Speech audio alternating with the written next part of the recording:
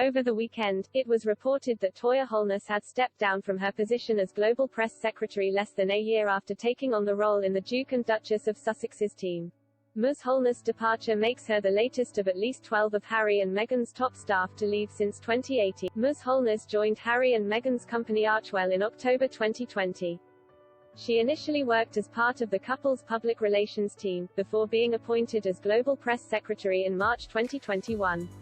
She was to utilize her degree in strategic PR from the University of Southern California to oversee their PR on both sides of the Atlantic. According to royal journalist Roya Nikar, the couple and Ms. Holness had recently parted company but no official explanation was given. Beatrice Cardenas, a congressional candidate for California, took to Twitter to mock the latest staff departure from the Sussexes team. Ms. Cardenas, a Republican who ran for election in 2020, responded to a user called Toure Bakahai who had written, "Global Press Secretary, crying with laughter emoji, does their fantasy world involve an intergalactic press secretary, too?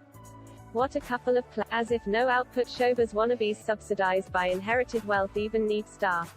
Ms. Cardenas, who ran for election in Meghan's home state, claims the couple have an obsession with using the word global in relation to their brand and image. However, she claims that most people in California, where the couple settled down after quitting royal duties, are not aware of them. She wrote, "They're obsessed with the word gl." Meanwhile, most Californians have no idea who they are. After quitting their roles as senior royals, the couple eventually settled in Montecito, Santa Barbara.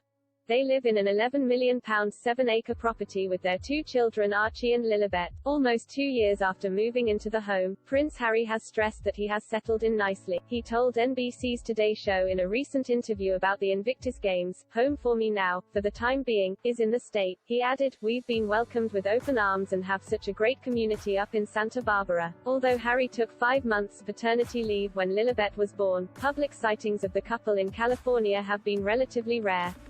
Richard Miniers, a British journalist who pens a gossip column for the Montecito Journal, said, "Harry and Meghan haven't become part of the community, and I think a lot of people are bristling about that really. It's such a lovely place to go out and they've been a no-show. There is this big question of, where are they?" Since tying the knot in 2018, Meghan and Harry have also been dogged by the departure of top aides. In the last 4 years, the couple has lost private secretaries, communications staff and the executive director of Harry's Sustainable Tourism Initiative Travelist.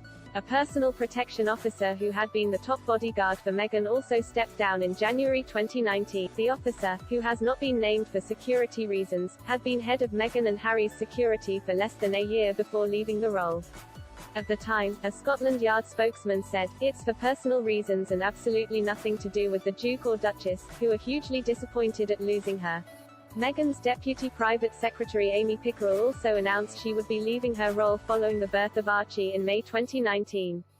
Ms. Pickerel played a pivotal role during the couple's royal tour to Australia, New Zealand, Fiji and Tonga, including helping to whisk Meghan to safety during a scare at a market. Jason Naff also quit his role as communications secretary for both the Sussexes and the Cambridges. He went on to become the chief executive of the Royal Foundation of the Duke and Duchess of Cambridge.